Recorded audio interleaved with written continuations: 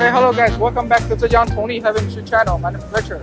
So on the back you can see this is the cement silos also.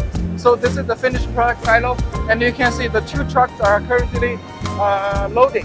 So we have the truck loading system instead of the rotor packer because in this area we have a bigger demand for bulk cement materials instead of a small package cement.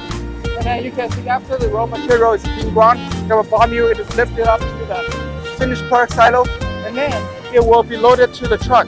And now you can see we are loading the truck with the cement. So after that, this truck will send the cement to the concrete blending plant. So concrete blending plant, and then we'll blend it into concrete and for further processing. So thank you guys. I'll introduce about other part of our cement grade plant.